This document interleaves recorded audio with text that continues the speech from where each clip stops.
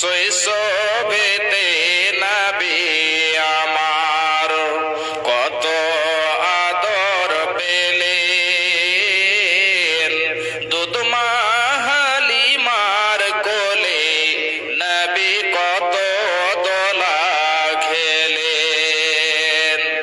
ছোট থেকে আদর করে, ছোট থেকে আদর করে গালে দিয়ে চুমা,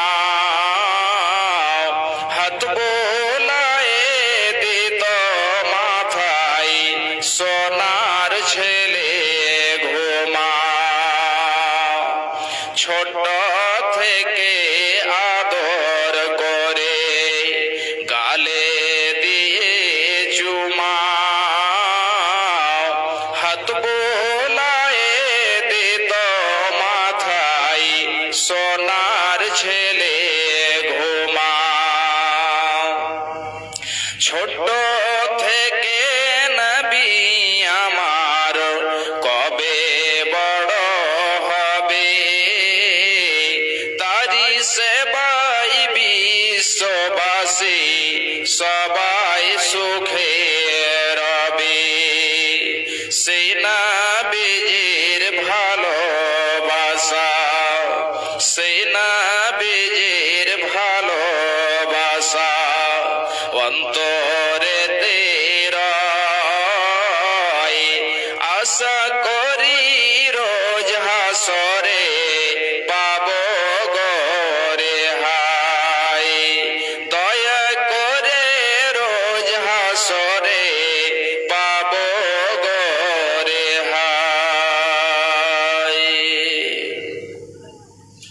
উপস্থিত শ্রদ্ধেয় সম্মানীয় আজকের সভার সভাপতি মহাশয়, স্টেজে উপস্থিত উলামায়ে কেরাম এবং আমার সামনে অত্র এলাকার ইমানদার মুমিন আমার ভাই ও বন্ধু ও বাপজানেরা, ও পর্দার আড়ালে পর্দাশীলা পর্দা নসিনা মুমিনা মুসলিমা আমার মা ও বোনেরা, যাবতীয় প্রশংসা সেই মহান আল্লাহ রাব্বুল আলামিনের জন্য, যেই মহান আল্লাহ রাব্বুল আলামিন আমাদেরকে পৃথিবীতে সৃষ্টি করেছেন এবং অগণন নিয়ামত দান করেছেন।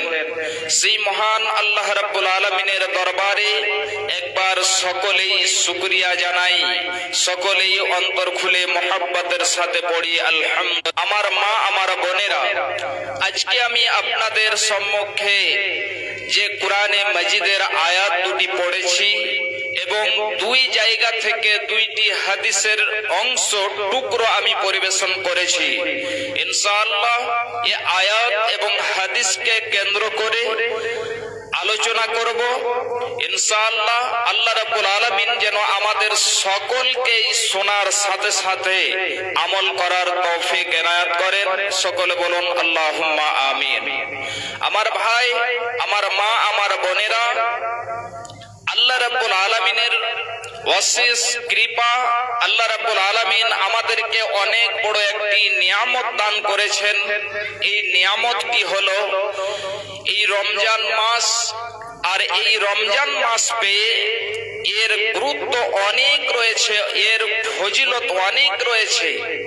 যদি আমরা এই রমজান মাসকে পেয়ে সিয়াম পালন করে এবং কিয়াম করে অর্থাৎ তারাবিহ এই সমস্ত নামাজকে আদায় করে আমরা আল্লাহর কাছে কেঁদে কেটে যদি আমরা তওবা না করাতে পারি, তাহলে আমাদের মতো আর কেউ হতভাগা হতে পারে না। ভাইজান বাপজান আমার, আল্লাহ রাব্বুল আলামিনের কাছে যদি কেঁদে কেটে আমরা তওবা না করতে পারি, আমাদের গুনাহের ক্ষমা যদি আমরা না চাইতে পারি, তাহলে এর থেকে আর কি বড় দুর্ভাগ্যের বিষয় হতে পারে। আমরা আল্লাহর যে নিয়ামতকে পেয়েছি, আল্লাহ রাব্বুল আলামিন বলছেন, বান্দা তোমরা আমার কাছে যাও, আমি তোমাদেরকে দেব। তোমরা আমার কাছে ক্ষমা চাইবে, আমি গফুরুর রহিম, তোমাদের আমি ক্ষমা করব। মহব্বত করতে ভালোবাসায় লোভ লালসাতে পড়ে গিয়ে আখিরাতকে বলে ভুলে যাচ্ছি, জাহান্নাম সেই কঠিন জাহান্নামকে বলে আমরা ভুলে যাচ্ছি। ভাইজান, যে বিশ্ব নবী জনাবি মুহাম্মদুর রাসূলুল্লাহ সাল্লাল্লাহু আলাইহি ওয়াসাল্লাম এই দ্বীনকে প্রচার প্রসার করতে গিয়ে তিনার রক্ত বয়ে গিয়েছে, তিনি রক্তে রক্তাক্ত হয়ে গিয়েছেন, তিনার জামা রক্তে রঙিন হয়ে গিয়েছে। বিশ্ব নবী এমন কষ্ট করে দ্বীনকে প্রচার প্রসার করেছেন, অথচ আমরা এই ইতিহাসগুলো পড়ি, জানি, শুনি, তারপরেও আমরা আমল করতে পারি না। ভাইজান, ইসলামকে এত যেন মানুষেরা নিচু করে দেখছে, এই মুসলমানের কীর্তির অনুযায়ী তাদের আমলের কারণে মুসলমানদের উপরে আজকে অন্যায় অত্যাচার হচ্ছে। ভাইজান, আমার মা, আমার বোনেরা, যাই হোক, আমি বিশেষ যে আয়াতগুলো পরিবেশন করেছি আমার মা বোনদের সম্পর্কে, যে আল্লাহ রাব্বুল আলামিন মা এবং বোন মহিলাদেরকে কতটা মর্যাদা ইসলাম দিয়েছে, ইসলাম দিয়েছে, অন্যান্য কোন ধর্মে কেউ যেন এতটা মর্যাদা দেয়নি।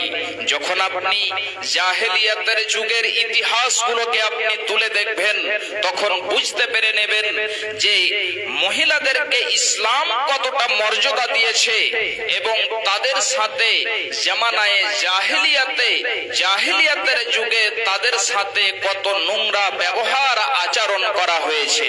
ভাইজান, একটা ঝলক আল্লাহ রাব্বুল আলামিন জামানায়ে জাহেলিয়াতের সম্পর্কে বয়ান করেছেন। আল্লাহ রাব্বুল আলামিন বলছেন, খুব ভালো করে শুনুন, বিসমিল্লাহির রহমানির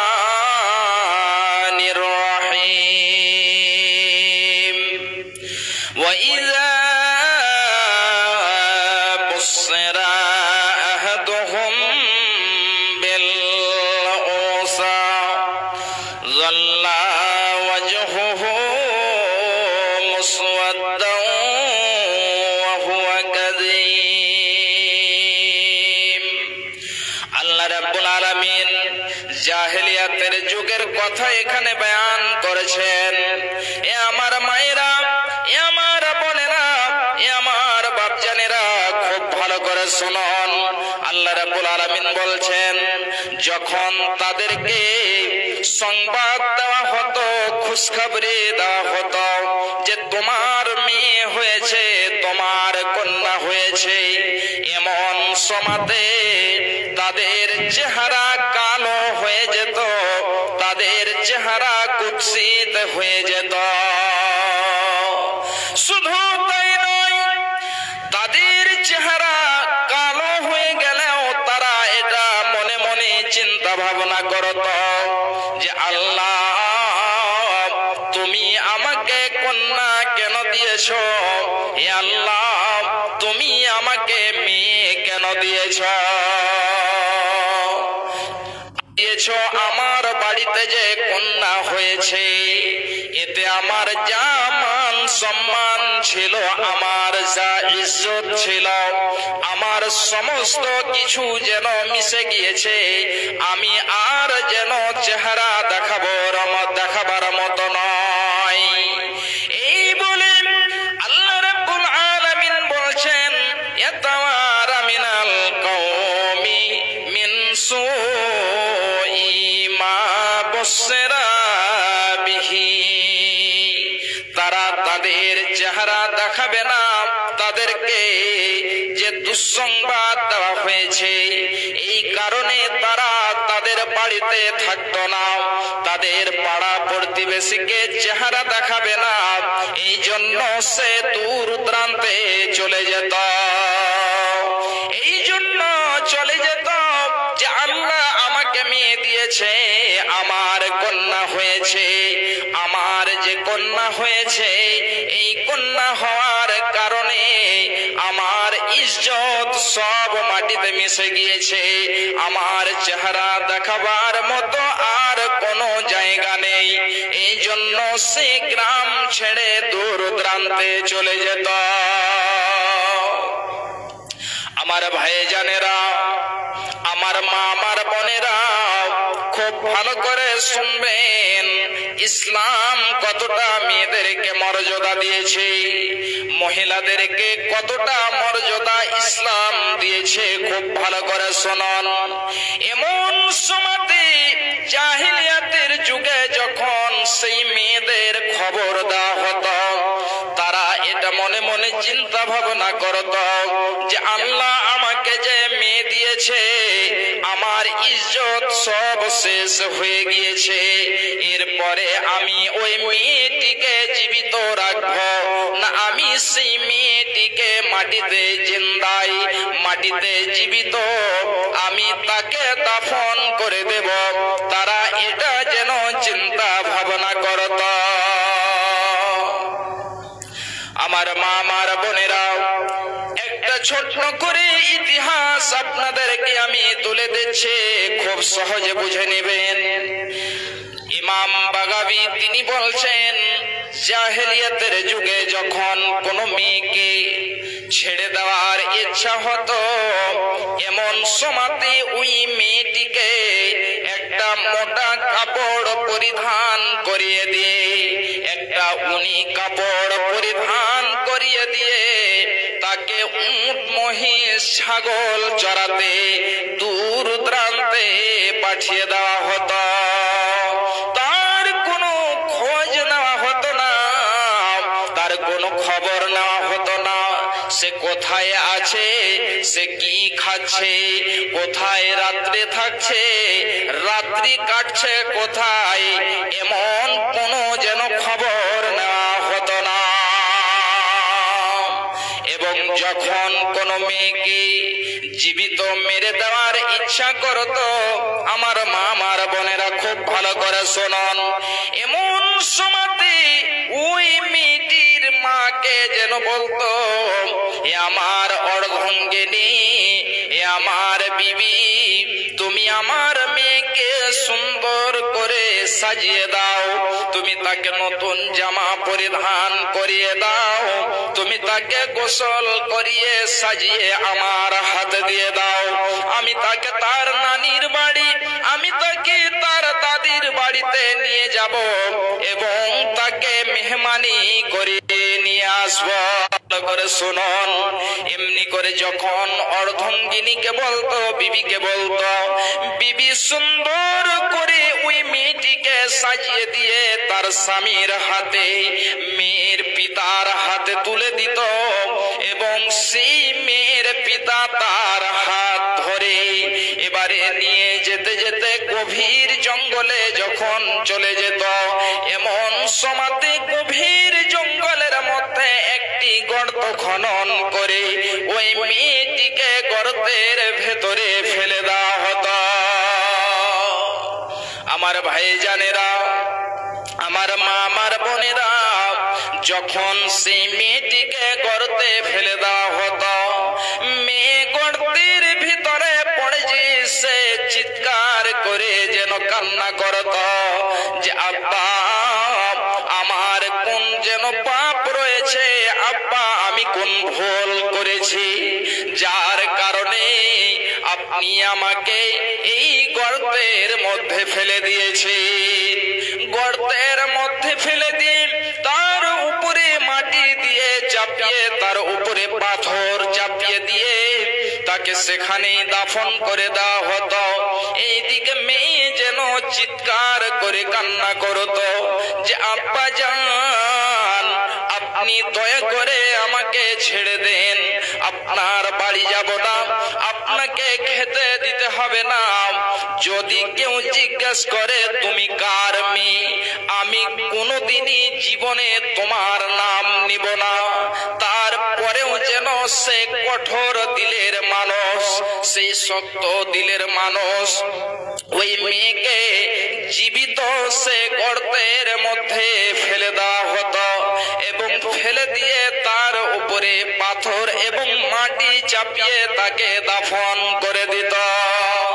আমার ভাইজানেরা, আমার মা, আমার বোনেরা, খুব ভালো করে শুনুন, এমনি করে সে জাহেলিয়াতের যুগে মেয়েদেরকে জীবিত থাকতে দেওয়া হতো না, তাদেরকে মেরে দেওয়া হতো।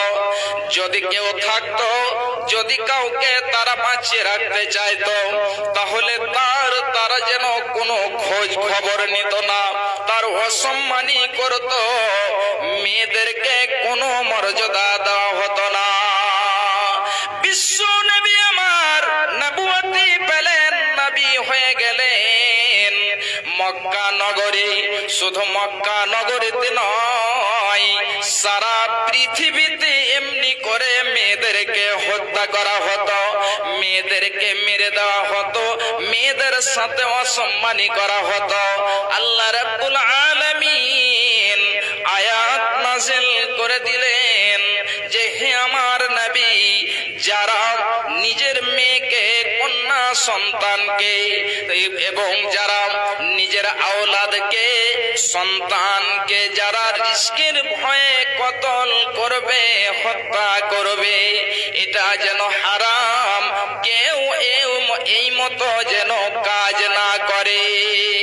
ভাইজান বাপজান আমার, বিশ্ব নবী এবারে সাহাবীদের সামনে বলে দিলেন, সাহাবিয়াদের সামনে বললেন, লা তাকতুলু আওলাদাকুম ইন্নাল্লাহা হাররামা আলাইকুম উকুকাল উম্মাহাত ওয়া ওয়াদাল বানাত।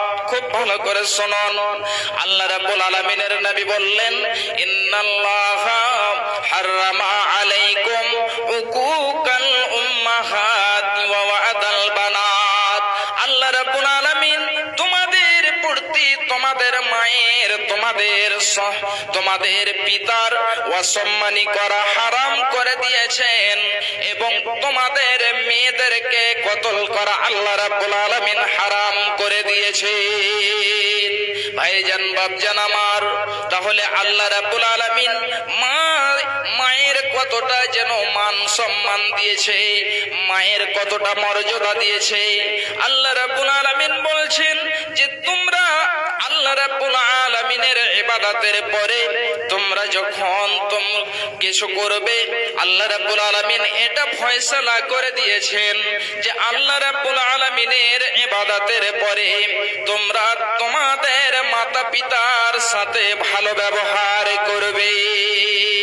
শুধু তাই নয়, আল্লাহ রাব্বুল আলামিন বলছেন যে তোমরা তোমাদের মাতা পিতার জন্য দোয়া করবে, ওয়া কুর রাব্বিরহামহুমা কামা রাব্বায়ানি সগীরা।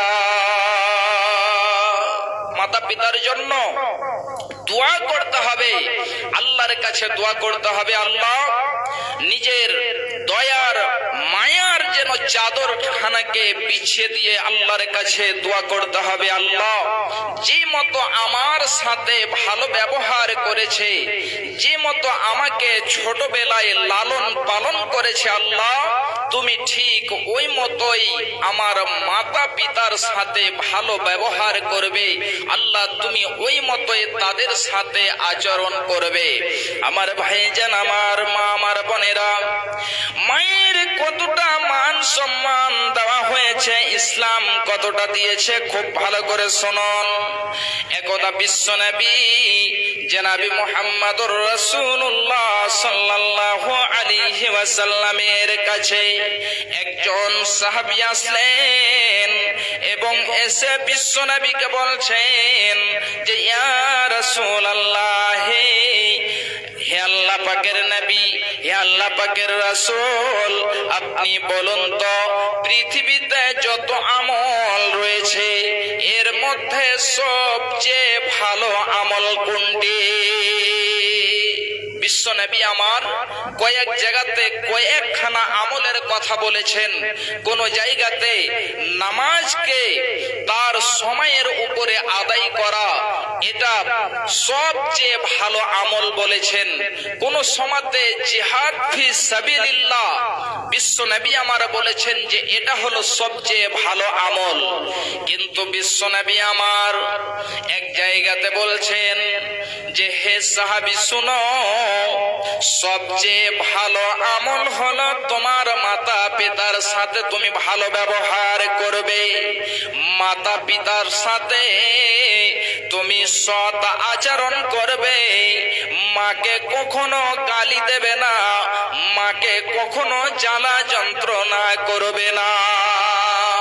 এ আমার ভাইরা, এ আমার মায়েরা, খুব ভালো করে শুনুন।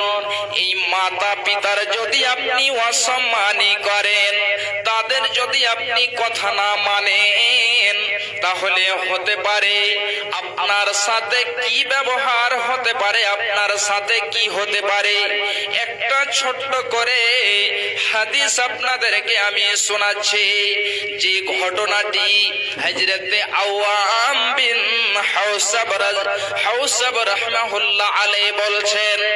আওয়াম বিন হাওসাব তিনি বলছেন যে একদা আমি আসরের নামাজ আদায় করলাম এবং আসরের নামাজ আদায় করে আমি বের হলাম, সওয়ারিতে সওয়ার হলাম। যেতে যেতে যেতে যেতে একখানা কবরস্থান পেলাম। ওই কবরস্থানের কাছে আমি যে দাঁড় হলাম, সালাম করলাম, তাদের জন্য আমি দোয়া করলাম। এমন সময়তে আমি দেখতে পেলাম যে একখানা কবর যেন ফেটে ওই কবর থেকে একটি মানুষ বের হলো, যার উপর ধড়টি হলো গাধার মতো এবং নিচন ধড়টি হলো মানুষের মতো। যখন আমি এই দৃশ্যটি দেখতে পেলাম, তখন যেন আমি হতবাক হয়ে গেলাম, আমি অবাক হয়ে গেলাম যে এটা কেমন কথা। একটা মানুষের উপর দিক হলো গাধার মতো এবং নিচন দিকটা হলো মানুষের মতো। একটাই মানুষ কি করে এই মতো হতে পারে? আমি অবাক হয়ে গেলাম দৃশ্যটা দেখে। এমন সময়তে আমি দেখতে পেলাম কবরস্থানের এক সাইডে একটা মহিলাকে দেখতে পাওয়া যাচ্ছে। আমি ওই মহিলাটির কাছে গেলাম, যে আমি সেই মহিলাটিকে বললাম, এ আমার মা, আপনি বলুন তো, আমি এই দৃশ্যটা দেখলাম, আমার চোখ সত্য দেখেছে না আমার চোখ মিথ্যা দেখেছে? আমি যে ঘটনাটা দেখলাম, এই ঘটনাটি সত্য না মিথ্যা আমার নিজেও যেন বিশ্বাস হয় না। এটা কি করে হতে পারে? এবারে যেন সেই মহিলাটি বলছে, বেটারে, ওই যে দেখো ওই জায়গাতে একটি বুড়ি মহিলা রয়েছে, যেই মহিলাটি সেখানে যেন দাঁড় হয়ে রয়েছে, ওই মহিলাটি হলো এই ছেলেটির মা। যখন সে ছেলেটি বেঁচে ছিল, এমন সময়তে মা যেন বলতো, বেটা আমার শোনো, তুমি নামাজ আদায় করো এবং তুমি যে মদ পান করেছো, নেশা পান করেছো, বেটা তুমি মদ পান করবে না। যখন মা তাকে কথা বলেছে, মা যখন বলেছে, তার উত্তরে বেটা বলছে, মা তুমি শুধু গাধার মতোই আমার সাথে চিৎকার করে বলছো, শুধু তুমি আমার সাথে চিৎকার করতে থাকো। মা তুমি শুধু আমার সাথে গাধার মতো ব্যবহার করছো। যখন এই কথাটি বলেছে, মা, যেই মা তাকে 10 মাস 10 দিন গর্ভে ধারণ করেছে, যে মা তাকে প্রসব দিয়েছে, যে মা প্রসব যন্ত্রণা সহ্য করেছে, এই মায়ের অন্তরে কতখানি ব্যথা হতে পারে, কতটা যন্ত্রণা হতে পারে। মা দুঃখ পেয়েছে। এবারে যেন সেই সন্তান একদিন হঠাৎ করে আসরের পরে মারা গেল, তার কাফন দাফন আসরের পরে হয়ে গেল।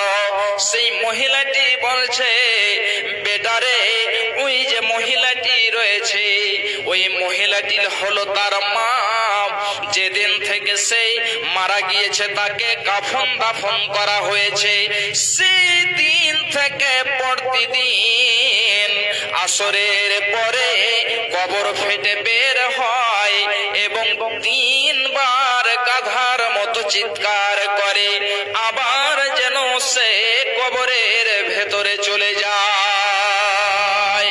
তাহলে একবার বলুন, মায়ের যদি অন্তরে আঘাত লেগে থাকে, মাকে যদি আপনি দুঃখ দিয়ে থাকেন, এই মতো যদি পিতাকে দুঃখ দিয়ে থাকেন, আর মা যদি দুঃখ পায়, আপনাকে যদি ক্ষমা না করে দেয়, তাহলে হতে পারে আপনার সাথেও এই ব্যবহার হতে পারে।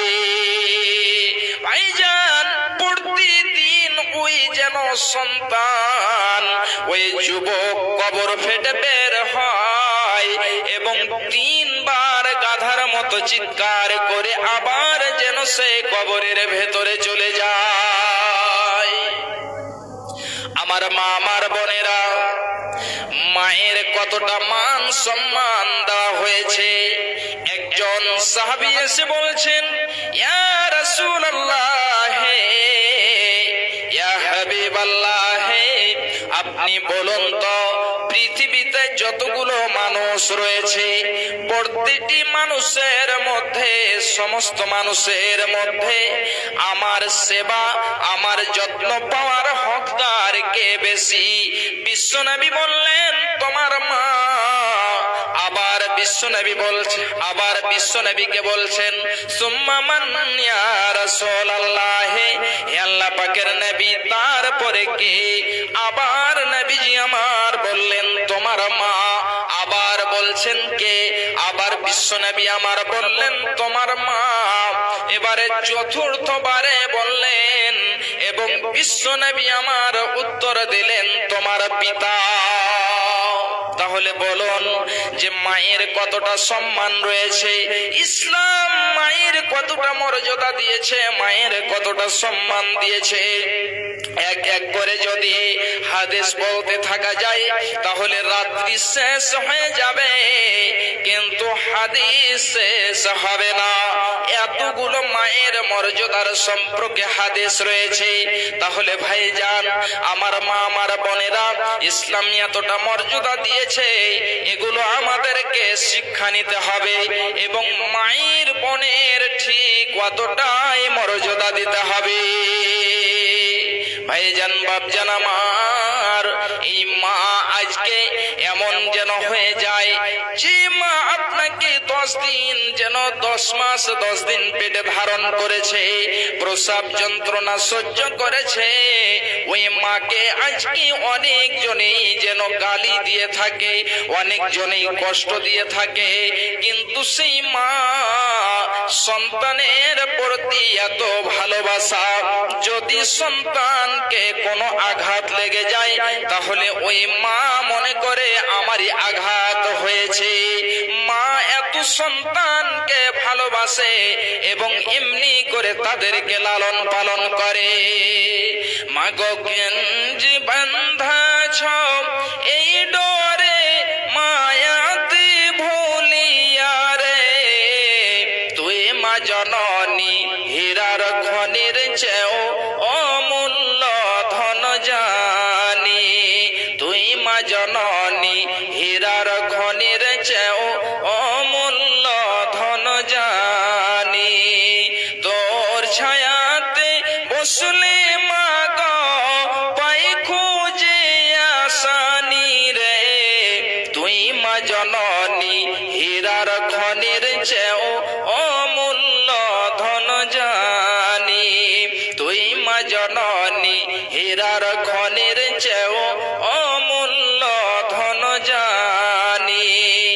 এ পারে শান্তি মা গো, ও পারে ও মুক্তি, ও মা মুক্তি, সকল ব্যথা ভোলায় রে মা, তোর মুখে রই না বাণী রে, তুই মা জননী হীরার খনির চেয়েও অমূল্য ধন জানি, তুই মা জননী হীরার খনির চেয়েও অমূল্য ধন জানি, তুই গেলে মা আমিও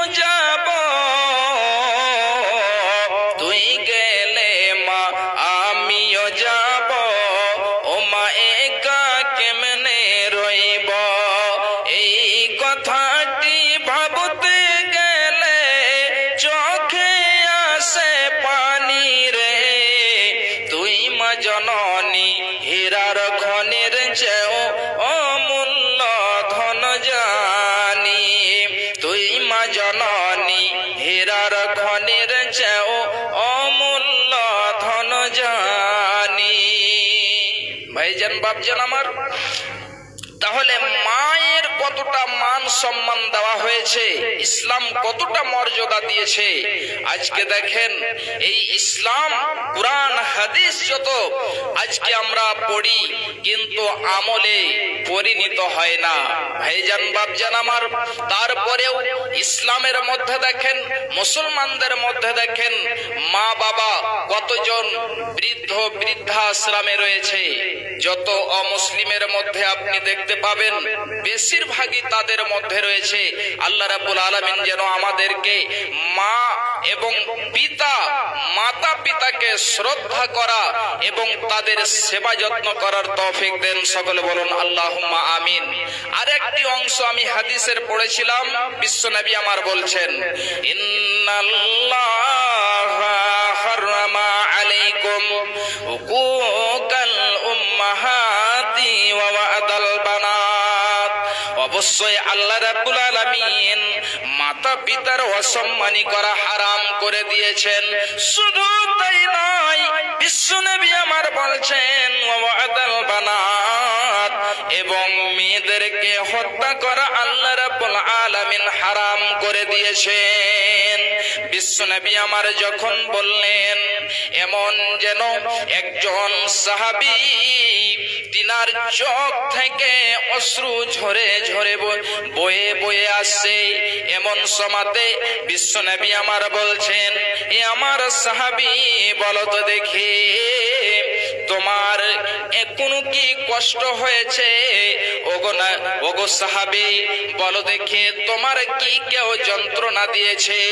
এমন সময়তে সেই সাহাবী বলছেন, নবী গো, আমাকে কেউ কষ্ট দেয়নি, আমাকে কেউ জ্বালা যন্ত্রণা করেনি, কিন্তু যখন আপনি হাদিসটি বললেন তখন আমার বিগত কিছু কথা স্মরণে চলে আসলো। মনে পড়ে গেল, আমি এক নয় দুই নয়, আমি এক দুইখানা মেয়েকে নয়, আমি যেন 9খানা মেয়েকে, আর একটি riwayate বলা হচ্ছে 11খানা মেয়েকে আমি হত্যা করেছি। বিশ্ব নবী গো, আমি এক দুই নয়, আমি যেন 11খানা মেয়েকে হত্যা করেছি। আল্লাহ আমার গুনাহকে, আমার পাপকে ক্ষমা করবে কি করবে না? এবারে বিশ্ব নবীকে বললেন, এ সাহাবী আমার শোনো, তুমি যতজন মেয়েকে হত্যা করেছো, তোমার কন্যাকে হত্যা করেছো, তুমি একজনের বদলে তুমি একটা গোলাম, তুমি একটা দাস দাসীকে তুমি আজাদ করো। ভাইজান বাপজান আমার, শুধু তাই নয়, বিশ্বনবী আমার বলছেন, মানিবে তুলিয়া মিন হাযিহিল বানাতি বিশাইইন ফাআহসানা ইলাইহিন্না কুন্না লাহু সিতরাম মিনান নার। বিশ্বনবী বলছেন, যদি তোমাদের মধ্যে কাউকে মেয়ে দিয়ে পরীক্ষা করা হয়, যদি তোমাদের মধ্যে কাউকে কন্যা দিয়ে পরীক্ষা করা হয়, এবং সেই ব্যক্তি যদি তার মেয়েদের সাথে ভালো ব্যবহার করে, তাহলে বিশ্বনবী আমার বলছেন যে ওই মেয়েরা কাল কিয়ামতের মাঠে জাহান্নামের আড় হয়ে দাঁড়াবে।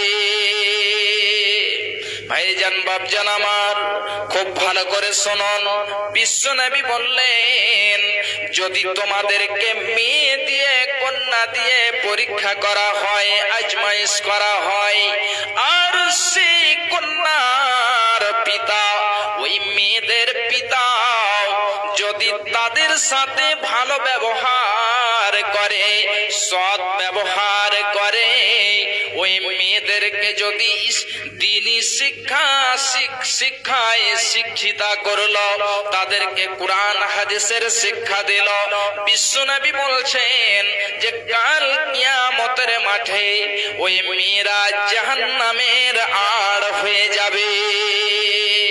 আমার ভাইয়েরা, আমার মা, আমার বোনেরা, এই কথাটা যেন বলা হয়নি। যদি তোমাদের মধ্যে কাউকে ছেলে দিয়ে পরীক্ষা করা হয়, তোমাদের মধ্যে যদি 4-5খানা শুধু ছেলে হয়, অনেক জনের এমন হয়ে থাকে শুধু ছেলে, ওই ছেলে দিয়ে যদি তাদেরকে পরীক্ষা করা হয়, বিশ্বনবী আমার এটা বলেননি যে তার যেন পিতার জন্য কাল কিয়ামতের মাঠে জাহান্নামের আড় হয়ে যাবে, এটা হবে না। ভাইজান বাপজান আমার, এ আমার মায়েরা খুব ভালো করে শুনুন, বিশ্বনবী আমার আরো বলছেন, মান আলা জারিয়াতাইনি দাখালতু আনা ওয়া হুয়াল জান্নাতা কাহাতাইনি। লাইটের কানেকশন কি হলো? লাইটের কানেকশনটা দেন। আচ্ছা জি ভাইজান আমার, বিশ্বনবী আমার বললেন যে তোমাদের যদি মেয়ে দিয়ে পরীক্ষা করা হয়, বিশ্বনবী বলছেন যে আমি এবং সেই মেয়ের পিতা একই সঙ্গে জান্নাতে প্রবেশ করব। আরো একটি হাদিসে বলছেন, যদি তোমাদের 2খানা মেয়ে থাকে আর তাদের সাথে যদি ভালো ব্যবহার করো, বিশ্বনবী আমার বলছেন যে তার পিতা এবং আমি কাল কিয়ামতের মাঠে একই সঙ্গে অর্থাৎ পাশাপাশি থাকবো। তাহলে মেয়েদের কতটা মর্যাদা দেওয়া হয়েছে, কতটা মান সম্মান দেওয়া হয়েছে। ভাইজান বাপজান আমার, মেয়েদের কতটা মান সম্মান ইসলাম দিয়েছে, মেয়েদের কতটা মর্যাদা দেওয়া হয়েছে খুব ভালো করে শুনুন। জামানায়ে জাহেলিয়াতে যখন মেয়ে বড় হয়ে যেত, বালেগা হয়ে যেত, ওই মেয়েদের সাথে কি ব্যবহার করা হতো এবং ইসলাম কি ব্যবহার করে খুব ভালো করে শুনুন। ওই যেন জামানায়ে জাহেলিয়াতে 4 রকম ভাবে বিয়ে দেওয়া হতো যখন মেয়েরা বালেগা হয়ে যেত। তার মধ্যে হযরত আয়েশা বলছেন যে 1 নাম্বার বিয়ে, যে বিয়েটি ইসলাম যেন বরকরার রেখেছে, ইসলামের মধ্যে রয়েছে, অর্থাৎ ছেলে মেয়ের গার্জেনের যেন রাজিতে, তাদের সহমতিতে দেখাশোনা হয়ে বিয়ে হবে, মোহর ধার্য হবে, এই মতো যেন বিয়ে তার মধ্যে একটা রয়েছে। 3 নম্বরে হযরত আয়েশা বলছেন, খুব ভালো করে শুনুন, যখন মেয়ে বড় হয়ে যেত, ওই মেয়ের বাড়িতে একটা পতাকা লাগিয়ে দেওয়া হতো এবং ওই বাড়িতে যজন যুবক যাইত, ততজনই যুবক তাদের বাড়িতে যেত এবং সেই মেয়ের সাথে কুকর্ম করত। যখন সেই মেয়েটি হামেলা হয়ে যেত, গর্ভবতী হয়ে যেত, পেটে সন্তান চলে আসলো, এবারে কিছুদিন পরে যে সময় রয়েছে, বাচ্চা যখন জন্মগ্রহণ করলো, কিয়াফা সানাস বলা হয়, অর্থাৎ সেই সমস্ত লোকের হাত পা চেহারা দেখে এবং ওই ছেলেটির হাত পা চেহারা দেখে বলে দিবে যে এই ছেলেটি হলো ওই লোকটির সন্তান। এবারে ওই লোকটিকে এই ছেলেটি দিয়ে দেওয়া হতো এবং সেই দিন থেকে ওই মেয়েটি, মহিলাটি তার বিবি হয়ে যেত। ভাইজান, কেউ কি নিতে চাইবে? কেউ যদি, যার ভেতরে ঈমান রয়েছে, তারা কোনো দিনই এটা মেনে নিতে পারবে না যে একজন মেয়ের সাথে যতজন চাইবে কুকর্ম করবে, বাচ্চা হবে, আর ওই বাচ্চা সহ ওই মেয়েটিকে ঘরে নিয়ে জীবন যাপন করবে, জীবন সঙ্গিনী করবে, যার ভেতরে কিঞ্চিত পরিমাণে ঈমান রয়েছে, তারা কোনোদিনই মেনে নিতে পারবে না। জাহেলিয়াতের যুগে এটা করা হতো। ভাইজান বাপজান আমার, শুধু তাই নয়, আরো একটি তাদের মধ্যে প্রথা ছিল, 3 নাম্বার বিয়ের যেটা প্রথা। হযরত আয়েশা বলেছেন, জামানায়ে জাহেলিয়াতে যখন মেয়ে যুবতী হয়ে যেত, ওই মেয়েটির কাছে 3 থেকে নিয়ে 9 জন ছেলে যেত এবং তার সাথে একই সঙ্গে কুকর্ম করত। ওই কুকর্ম করার পরে, জিনা করার পরে, ব্যভিচার করার পরে যখন তার পেটে বাচ্চা চলে আসতো, বাচ্চা যখন জন্মগ্রহণ করত, তাদের ওই 9 জনই এবং যতজন গিয়েছে তার সাথে মিলামিশা করেছে, প্রত্যেককে আসতে হতো এবং আসার পরে ওই সন্তানের হাত পা চেহারা দেখে যাকে চাইতো ওকে দিয়ে দিত। সেই দিন থেকে ওই ছেলেটি এবং ওই মেয়েটি তার যেন বিবি হয়ে যেত, ওই বাচ্চাটি তার যেন বাচ্চা হয়ে যেত। ভাইজান বাপজান আমার, শুধু তাই নয়, এমনি করে 4খানা বিয়ের তাদের মধ্যে প্রথা ছিল, বিয়ের রেওয়াজ ছিল। বিশ্বনবী যখন নবুয়তি পেলেন, সমস্তকে বাতিল করে দিলেন। ছেলে মেয়ের গার্জেনের সহমতি এবং মেয়ে রাজি যদি থাকে তাদের মধ্যে বিয়ে হবে, তাদের মধ্যে মোহর ধার্য করতে হবে, মোহরটা আদায় করে দিতে হবে।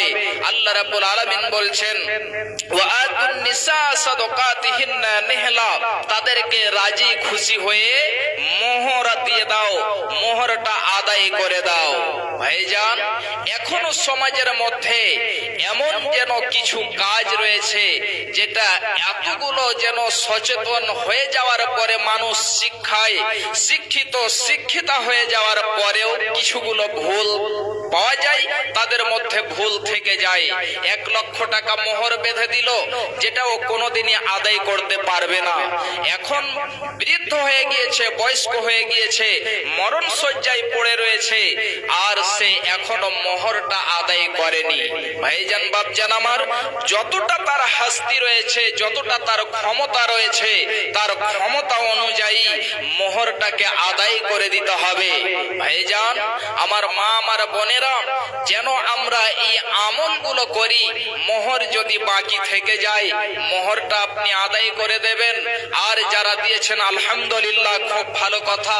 আল্লাহ রাব্বুল আলামিন বলছেন, তোমরা মোহরকে রাজি খুশি হয়ে আদায় করে দাও। আর কি ওই মেয়েদেরকে তার অর্ধঙ্গিনী তার বিবিকে কি মর্যাদা দেওয়া হয়েছে, একটি হাদিস আপনাদেরকে আমি শুধু শোনাই। বিশ্বনবী আমার হজ্জাতুল ওয়াদাই, শেষ বিদায় হজে হজ্জাতুল ওয়াদাই তিনি রয়েছেন। এমন সময়তে বিশ্বনবীর সামনে লক্ষ থেকে বেশি, লক্ষ থেকে অধিক সাহাবায়ে কেরাম রয়েছেন।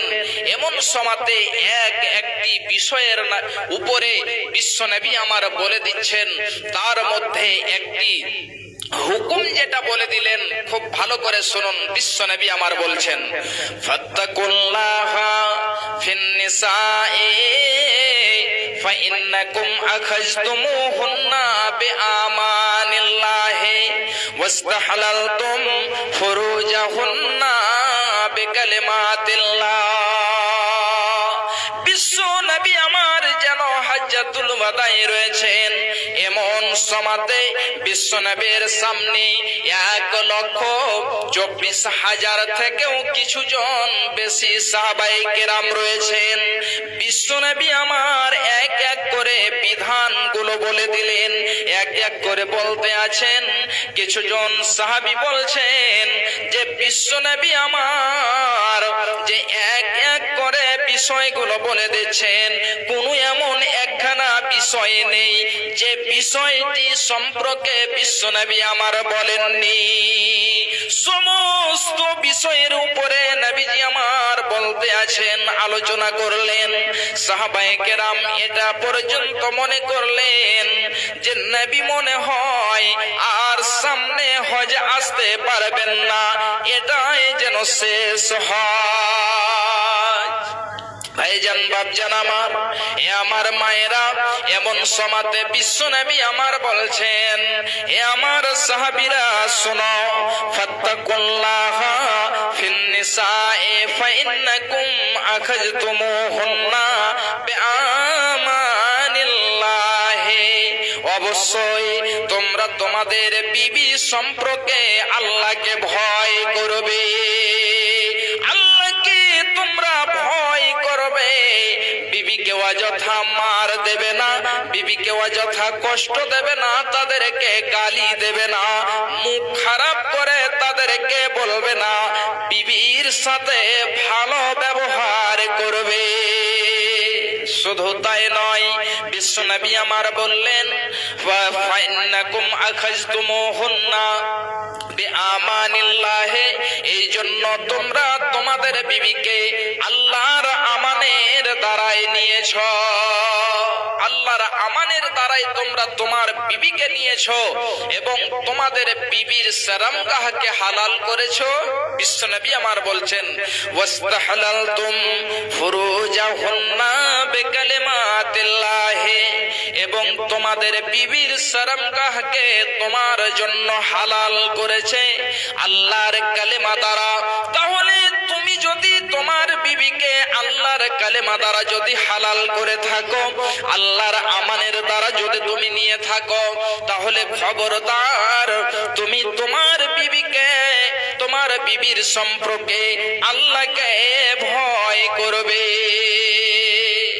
অযথা মার দেবে না, তাদেরকে গালি গালাজ করবে না।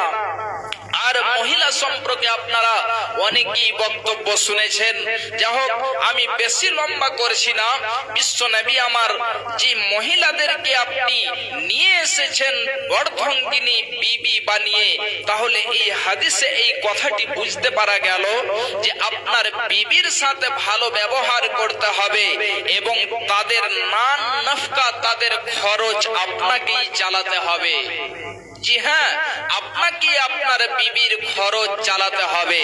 ভাইজান, আমার মা, আমার বোনেরা, এতটা ইসলাম যেন মর্যাদা দিয়েছে, মান সম্মান দিয়েছে। ভাইজান, বাপজান আমার, শুধু তাই নয়, বিশ্বনবী আমার আরো বলছেন যে এটা হলো বিবিদের হক স্বামীদের প্রতি, যে স্বামীরা তাদেরকে গালি দেবে না, তাদেরকে কষ্ট দেবে না, এই জন্য তাদের শরমগাহকে আল্লাহর কালেমা দ্বারা এবং আল্লাহর আমানের দ্বারা তারা নিয়ে এসেছে, হালাল করেছে। এবারে বিবিদের প্রতি স্বামীদের হক হলো এটা, যখন স্বামী বাইরে চলে যাবে এমন সময়তে তার বাড়িতে অন্য পুরুষকে, অন্য লোককে আসতে দেবে না, তার বিছানাতে অন্য কাউকে জায়গা দেবে না। তার স্বামীর মালের হেফাজতের দায়িত্ব হলো তার উপরে, তার মাল হেফাজত করবে বিবি, তার ছেলেদের দেখাশোনা করবে বিবি। তাহলে শুধু স্বামীর প্রতি হক মহিলাদের নয়, মহিলাদের উপরেও অর্থাৎ বিবির উপরেও স্বামীর হক রয়েছে।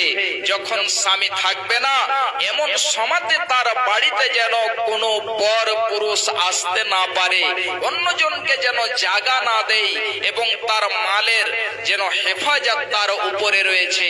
ভাইজান, বাপজান আমার, অনেকগুলো বিধান বিশ্বনবী আমার বললেন। আল্লাহ রাব্বুল আলামিন বলছেন, খুব ভালো করে শুনুন, ওয়া আসিরুহুন্না বিল মা'রুফি ফাইন কারিহতুমুহুন্না আসা আন তাকরাহু সায়াজআলাল্লাহু ফীহি খায়রান কাসীরা।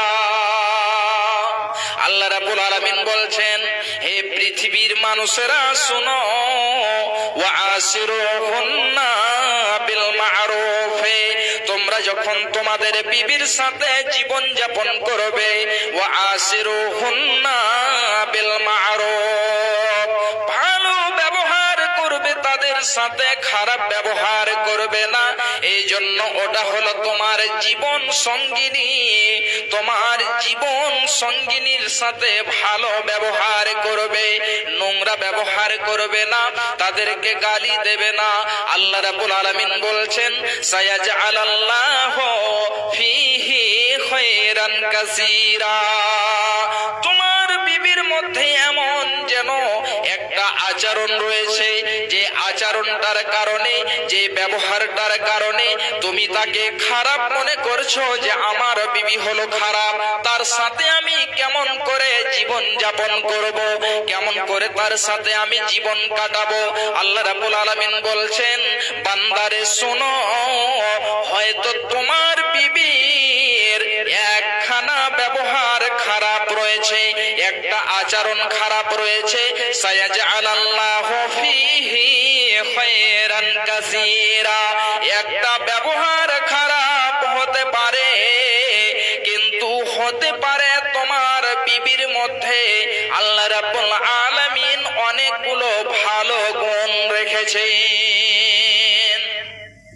আমার ভাইজানেরা, আজকে যেন অনেকজন ভাই, অনেকজন পিতা কি করে থাকে, তার যেন বিবির সাথে খারাপ ব্যবহার করে থাকে, দুনিয়ার মায়ায় পড়ে গিয়ে, দুনিয়ার ভালোবাসায় পড়ে গিয়ে বিবির সাথে, কন্যার সাথে খারাপ ব্যবহার করে থাকে। তোমরা রেখো গো স্মরণ, একদিন হবে যে মরণ, তোমরা রেখো গো স্মরণ, একদিন হবে যে মরণ। শয়তান তোমাদের শত্রু বটে বলে নিরঞ্জন, তোমরা রেখো গো স্মরণ, একদিন হবে যে মরণ, তোমরা রেখো গো স্মরণ, একদিন হবে যে মরণ। প্রথম নবী জান্নাত ছিলেন, সঙ্গিনী হাওয়াকে পেলেন, প্রথম নবী জান্নাত ছিলেন, সঙ্গিনী হাওয়াকে পেলেন। চক্রান্ত করিয়া শয়তান খাওয়ালো গন্ধম, তোমরা রেখো গো স্মরণ, একদিন হবে যে মরণ, তোমরা রেখো গো স্মরণ, একদিন হবে যে মরণ। ইব্রাহিম এক নবী ছিলেন, কোরবানির আদেশ পেলেন, ইব্রাহিম এক নবী ছিলেন, কোরবানির আদেশ পেলেন। আরাফাতে যাওয়ার সময় ধোঁকা দেয় শয়তান, তোমরা রেখো গো স্মরণ, একদিন হবে যে মরণ, তোমরা রেখো গো স্মরণ, একদিন হবে যে মরণ। আরাফাতে হাজির হলেন, শয়তানকে পাথর মারলেন, আরাফাতে হাজির হলেন, শয়তানকে পাথর মারলেন। ইসমাইলের পরিবর্তে দুম্বা হইল কুরবান, তোমরা রেখো গো স্মরণ, একদিন হবে যে মরণ, তোমরা রেখো গো স্মরণ, একদিন হবে যে মরণ। আরাফাতে হাজির হলেন, শয়তানকে পাথর মারলেন। ইসমাইলের পরিবর্তে দুম্বা হইল কুরবান, তোমরা রেখো গো স্মরণ, একদিন হবে যে মরণ, তোমরা রেখো গো স্মরণ, একদিন হবে যে মরণ। ভাইজান, এই ইসলাম তাহলে এতটা মর্যাদা দিয়েছে, আর ইসলামের শিক্ষা তাহলে আমাদেরকে নিতে হবে। ভাইজান, বাপজান আমার, আমাদেরকে কোরআন হাদিসের শিক্ষা নিতে হবে, তাহলেই আমরা বুঝতে পারবো যে মহিলাদেরকে ইসলাম কতটা মান সম্মান দিয়েছে।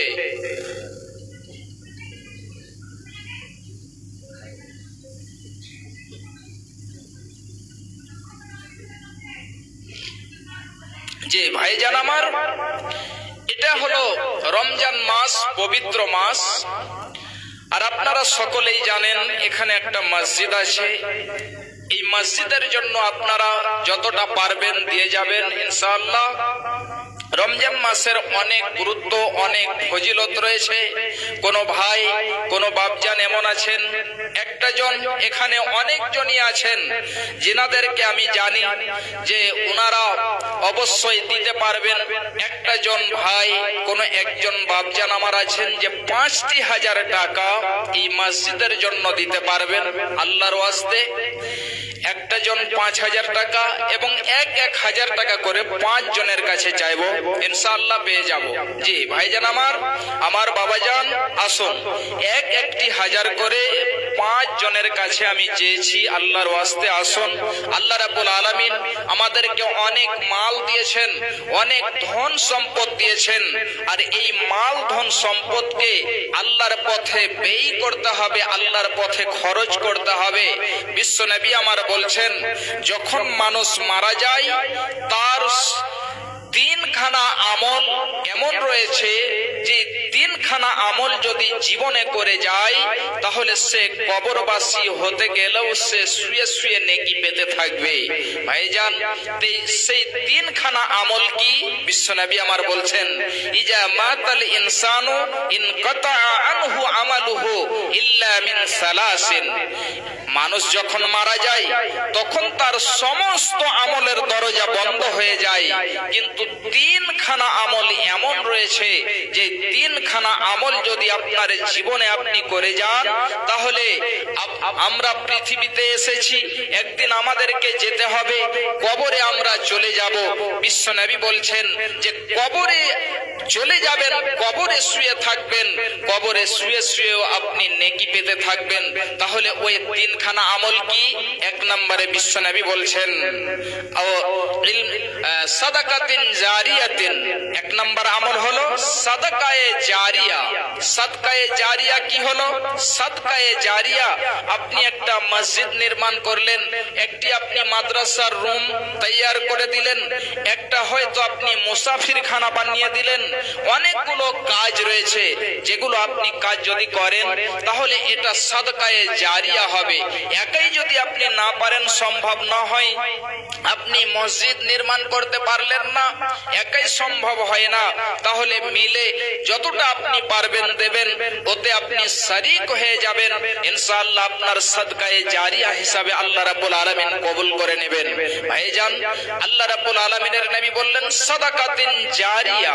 ১ নম্বর হলো সাদকায়ে জারিয়া। তাহলে আমাদেরকে এমন আমল করে যেতে হবে, আর আমরা যদি আমল করে যাই তাহলে কবরবাসী হয়ে গেলেও আমরা শুয়ে শুয়ে নেকি পেতে থাকবো। ভাইজান, আমার একজন বাপজি ১০০ টাকা দিয়েছে, মাশাআল্লাহ, জাযাকাল্লাহ। আল্লাহুম্মা আনতাস সালাম ওয়া মিনকাস সালাম, তাবারাকতা ইয়া জাল জালালি ওয়াল ইকরাম। হে মাওলাই করিম, তোমার বান্দাকে দেখো, একজন ১০০ টাকা দিয়েছে। আল্লাহ তুমি তার দানকে কবুল করো, আল্লাহ তুমি তার উদ্দেশ্যকে পূরণ করে দাও, ইহ পরকাল আল্লাহ তুমি তার সুখের জীবন দান করে দিও। রব্বানা তাকাব্বাল মিন্না ইন্নাকা আনতাস সামিউল আলিম। আমিন আমিন। ভাইজান, অনেক জনের মাতা পিতা কবরবাসী হয়ে গিয়েছে। বিশ্বনবীকে একজন সাহাবিয়া বলছেন, ইয়া রাসূলুল্লাহ, আমার মা হঠাৎ করে মারা গিয়েছে, যদি আমার মা কথা বলতে পারতো তাহলে আমাদেরকে সাদকা করতে বলতো। আল্লাহর নবী, যদি এখন আমরা সাদকা করি তাহলে আমার মা কি নেকি পাবে? বিশ্বনবী বললেন, হ্যাঁ, অবশ্যই তোমরা সাদকা করো, তোমার মা নেকি পেয়ে যাবে। তো ভাইজান, অনেক জনের মাতা পিতা কবরবাসী হয়েছে, ছেলে মেয়ে কবরবাসী হয়ে গিয়েছে, আজকে তারা কবরে শুয়ে আছে, আমাদেরকেও যেতে হবে। জানি না কি অবস্থায় রয়েছে, আল্লাহ রাব্বুল আলামিন যেন তাদের রুহের মাগফিরাত করে দেন। আল্লাহ রাব্বুল আলামিন তাদের যেন কবরকে প্রশস্ত করে দেন, এটাই সকলেই কামনা করব ইনশাআল্লাহ। ভাইজান, আমি বেশি নয়, ৫ জনের কাছে আমি চেয়েছিলাম একটি করে ১০০০ টাকা, এবং ৫ জন আসুন, ৫00 করে টাকা ইনশাআল্লাহ পাবো। আমার ভাইজানেরা যিনারা আছেন, একদিনের হয়তো মজদুরি, একদিনের আপনি মজুরি দেন ৫০০-৬০০ টাকা, ইনশাআল্লাহ আমাদের ইনকাম হয় আমরা কামাই করতে পারি। আল্লাহ রাব্বুল আলামিন ভালো রেখেছেন। আমার ভাইজান এবং আমার মা, আমার বোনেরা, আপনারা যে আছেন, আপনাদের মধ্যেও আপনারা ছোট ছেলে এবং মেয়েদের হাতে দিয়ে পাঠাবেন। মাশাআল্লাহ, জাযাকাল্লাহ। আল্লাহ দেখো তোমার একজন বান্দা 100 টাকা দিয়েছে, একজন 50 টাকা দিয়েছে। আল্লাহ তুমি তোমার বান্দাদের দানকে কবুল করো। ভাইজান আমার 500 টাকা দিয়েছেন। এখানে কত আছে? আচ্ছা, কি নাম? মেহের আলী সাহেব 1000 টাকা করে দেন। 5 জন চেয়েছিলাম 1000 টাকা করে। জি, মাশাআল্লাহ। আমার এই দাদু মেহের আলী সাহেব তিনি 1000 টাকা, 400 নগদ। জি, মাশাআল্লাহ, জাযাকাল্লাহ। আল্লাহ দেখো মেহের আলী বান্দা তোমার স্বভাবই যে ছিল 1000 টাকা মাওলা তোমার রাহে দিল।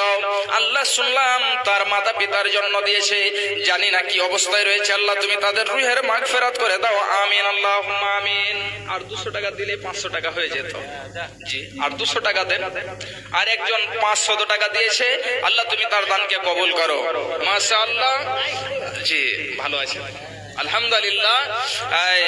মাস্টার সাহেব তিনি 500 টাকা দিয়েছেন। তো মাস্টার সাহেব আরে 500 টাকা দিলেই 1000 টাকা হয়ে যেত মসজিদের জন্য।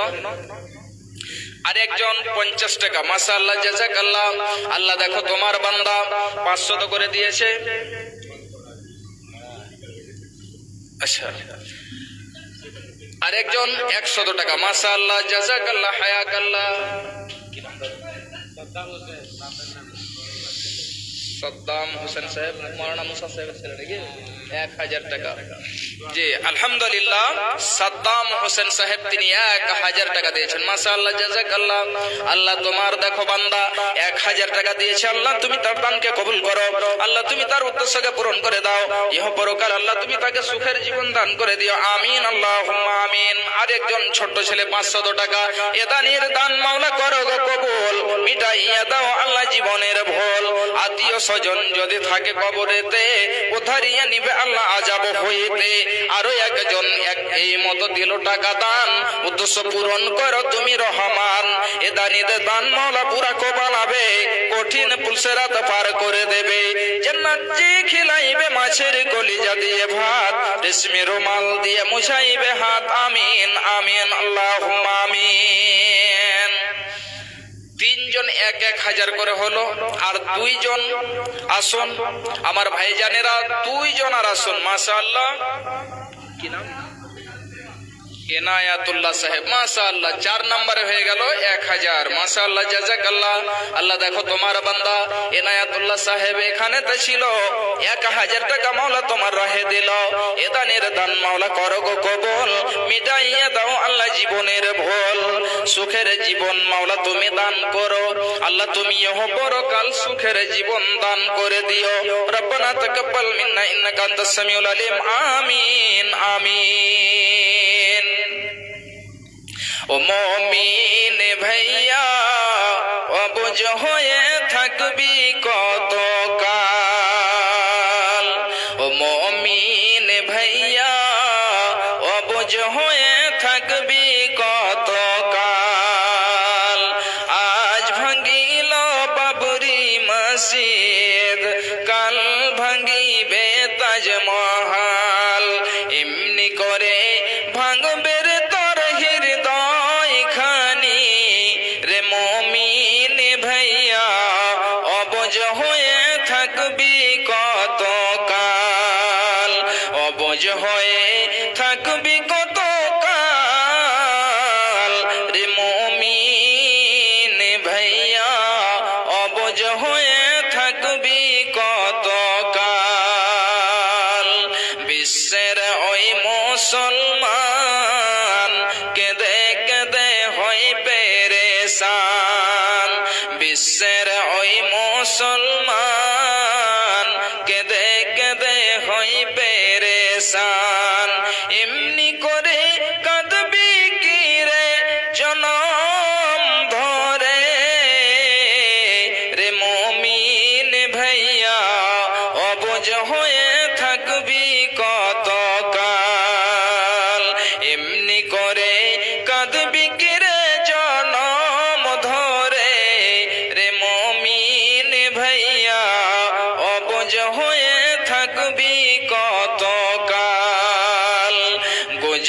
রাতের ওই মুসলমান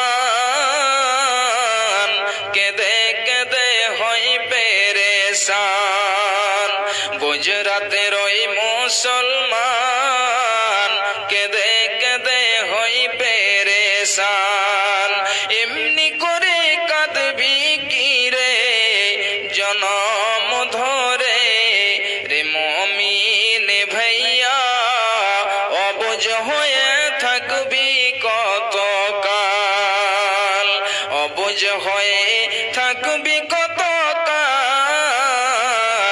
রে মুমিন ভাইয়া অবুঝ হয়ে থাকবি কতকাল।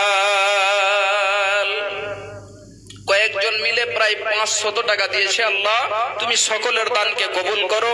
আল্লাহুম্মা সাল্লি আলাইহি আল্লাহুম্মা বারিক আলাইহি আল্লাহুম্মা আমিন। ভাইজান বাপজান আমার আসুন, আর আপনারা সকলেই জানেন যে আজকের শেষ বক্তা মৌলানা আব্দুর রহমান বিন দিলাওয়ার আসাম তিনিও আছেন। তো আপনারা এদিক ওদিক আর সময়টাকে অপচয় না করে আপনারা যত তাড়াতাড়ি পারবেন যতটা পারবেন আপনারা দেন ইনশাআল্লাহ। আর মা আমার বোনেরা আমার, আপনাদের মধ্য থেকে এখনো কিন্তু দান আসেনি, একটু আপনারাও দয়া করে দেবেন। কি নাম ভাই? আব্দুল হক। একজন ছোট্ট ভাই আমার 100 টাকা। আল্লাহ দেখো তোমার বান্দা আব্দুল হক এখানেতে ছিল, 100 টাকা মাওলা তোমার রাহে দিল। আল্লাহ জানি না কি অবস্থায় রয়েছে, আল্লাহ কি আশা আকাঙ্ক্ষা রয়েছে, আল্লাহ তুমি তার নেক আশা আকাঙ্ক্ষাকে পূরণ করে দাও। আল্লাহ তুমি তার উদ্দেশ্যকে পূরণ করে দাও। আল্লাহ তুমি তাকে সুখের জীবন দান করিও। আল্লাহ তুমি তাকে একজন দ্বীনের খাদেম হিসাবে কবুল করে নিও। আমিন আমিন। আরো একই এই মতো আল্লাহ দেখো বান্দা স্বভাবী যে ছিল 200 টাকা মাওলা তোমার রাহে দিল। এ দানের দান মাওলা করো গো কবুল, মিটাইয়া দাও আল্লাহ জীবনের ভুল। আমিন আমিন।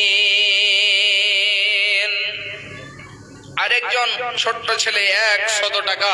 আসুন ভাইজান দাদু আমার, আমার মা আমার বোনেরা, আল্লাহ তুমি এই ছোট্ট ছেলের 100 টাকা দিয়েছ। আল্লাহ তুমি